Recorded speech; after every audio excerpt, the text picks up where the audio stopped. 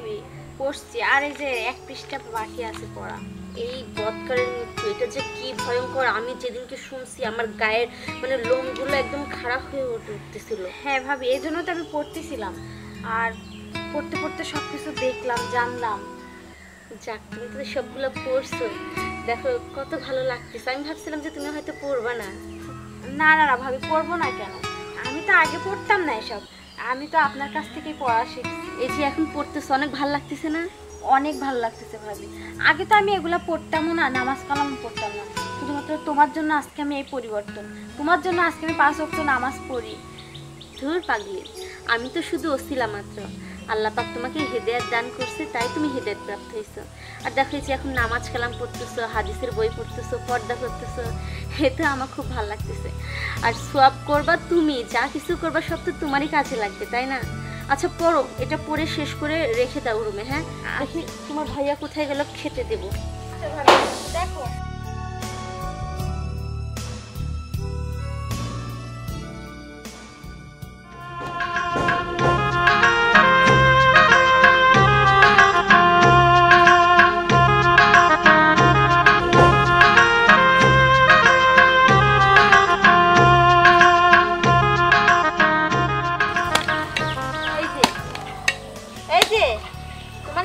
শেষ হচ্ছে না কি? হ্যাঁ, এত কাজ করলে হবে?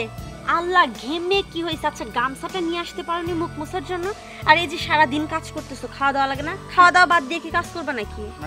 খেতে যেতে চাইছিলাম, ভাবলাম যে একটু কাজ শেষ করি। ওই যে ওইখানে কুপায় সব মনে করে যে মইটাই দিছে, ভাবলাম আর একটু আছে, একটু কুপায়ে মনে করে যে শাকটা আজকে দেবো, কালকে আবার বাজারে যাই মনে করে শাকের বেসন নিয়ে আসতে চাইছি, নিয়ে আসি বনবো। তো আজকে যদি না করি, হুট করে বৃষ্টি পড়বি না, তো বলা যায় না, বৃষ্টির আগ দিয়ে মনে করে কাজটুকু শেষ করা লাগবে। আচ্ছা হয়েছে, এত কাজ করা লাগবে না, না খেয়ে দে আমার এত কাজ করা লাগবে না, উন্নতি করা লাগবে না। একটা লোক নিতে পারো নি সাথে? লোক নিলে পরে তো মনে করে যে কিছু টাকা দেওয়া লাগবে, তার থেকে ভালো হয় আমি তো বাড়িতে বসেই থাকি, তাই না? দিবা? আমি যদি নিজে নিজে কাজ করি না, সেটা ভালো হয় না? না। আরে বুঝতে না, এটা স্বাস্থ্যের জন্য ভালো, বুঝো না? নিজের কাজ নিজে করা উচিত। তাই স্বাস্থ্যের জন্য ভালো? আমি খাওয়া দাওয়া বন্ধ করে, লাওয়া ধোয়া বন্ধ করে দিয়ে কাজ করি, এটা স্বাস্থ্যের জন্য ভালো না? আচ্ছা তোমাকে রাখতে হবে না, তুমি যাও, খাবার রেডি করে আমি আসতেছি। আমি খাবার রেডি করছি, চলো আমি তোমাকে ডাকতে। এই যে আর অল্প একটু আছে, রাখো, এটা রাখো, এখানে থাক, কেউ নিবে না, এটা এখানেই থাক। চলো খেয়ে এসে তারপরে কাজ করবা। চলো। এই যে দেখো, আমি তখন বললাম যে গামছা আনছো নাকি, গামছা নিয়ে এসে মাঝের সাথে বেঁধে রাখছো, আর সারা গা ঘামে একদম ভর্তি, মুছা যায় না মুখটা? আরে কাজের সময় তো খেয়াল করা যায়। চলো আসো, খাই নাও।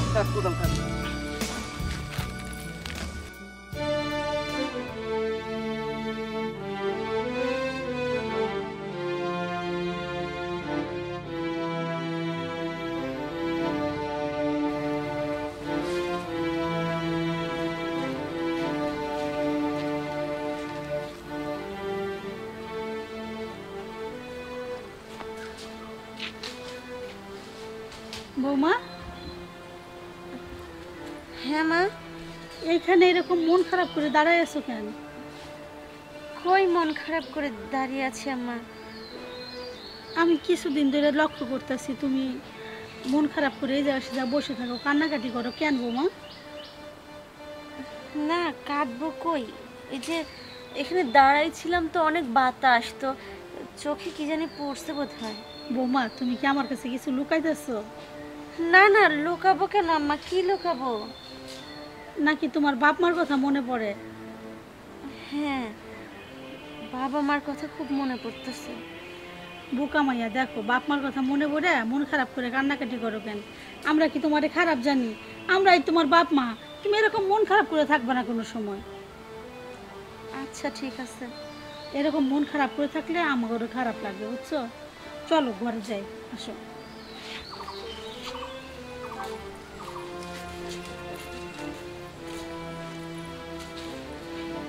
হাসানের মা, বৌমাটা আসলেও খুব লক্ষ্মী, বুঝছো?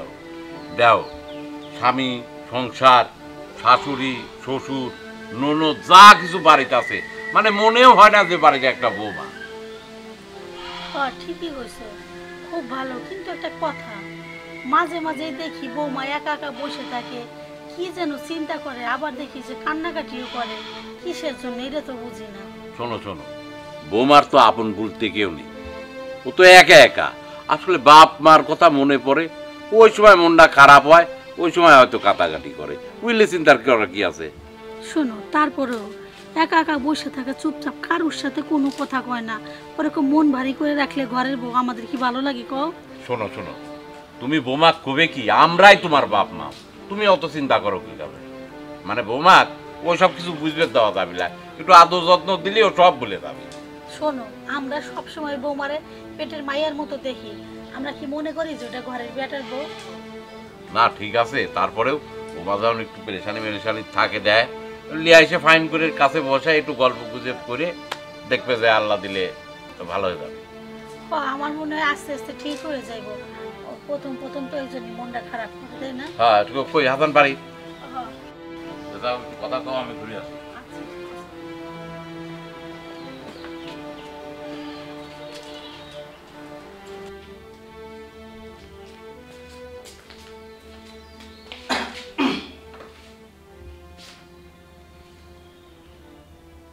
কি হয়েছে? এই হ্যাঁ কি কি নিয়ে তোর টেনশন করো? আমি বিয়ের পর থেকে দেখতেছি মানে মাঝে মাঝেই তুমি যখন একা থাকো তখনই কি একটা বিষয় নিয়ে যেন চিন্তা করো। আচ্ছা বিষয়টা খুলে বলো তো আমাকে আজকে। কই কিছু না। শোনো, আমার কাছে কোনো কথা লুকায়ও না, আমি তোমাকে বলতে বলেছি, বলো। বললাম তো কিছু না, এমনি।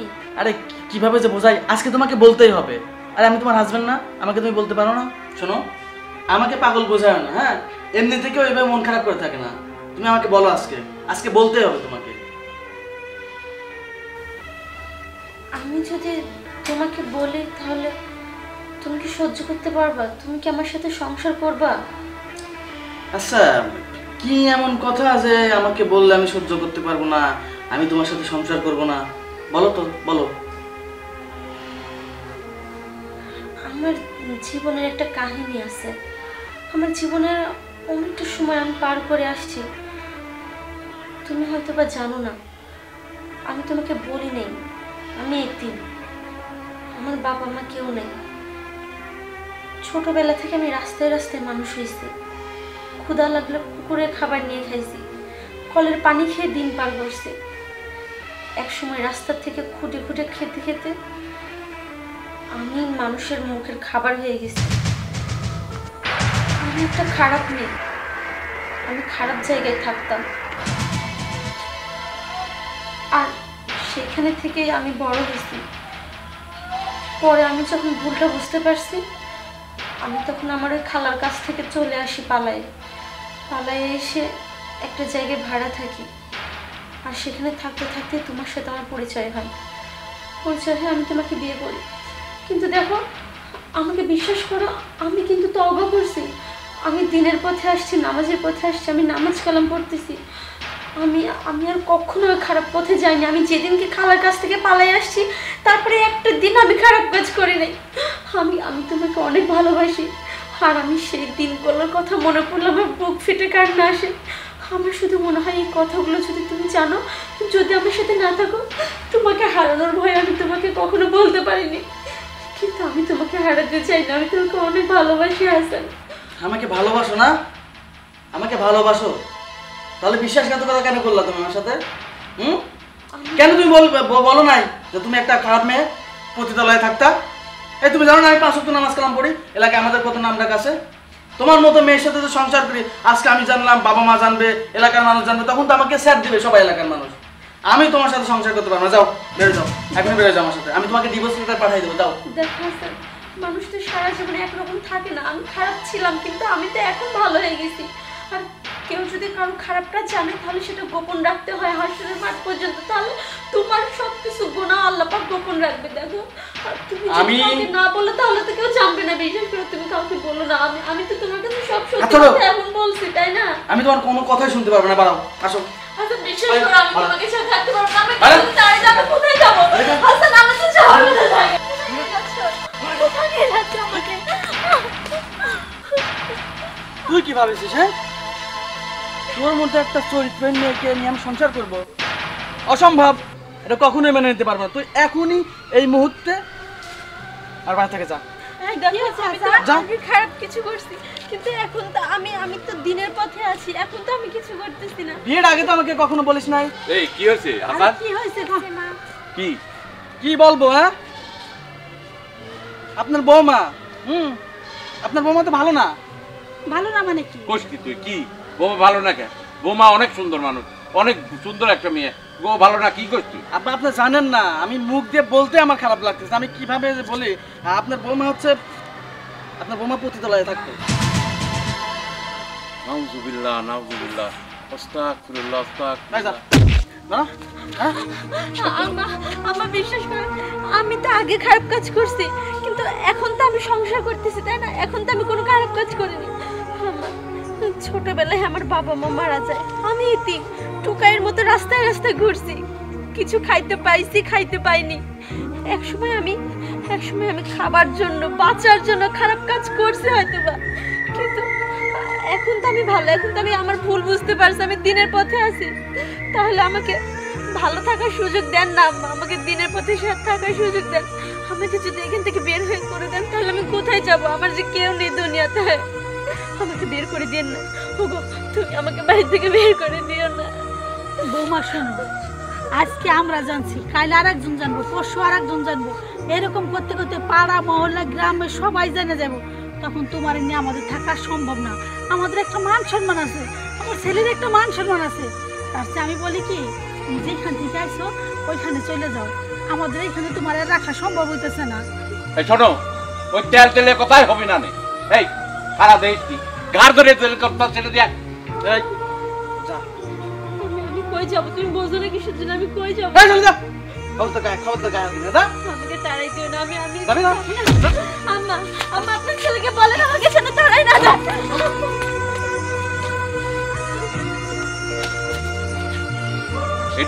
এটাই সব চাইতে ভালো হয়েছে। সবগুলো জানাজানির আগে পাড়া দিছি ভালো হয়েছে। যাও সবগুলো ভিতরে যাও।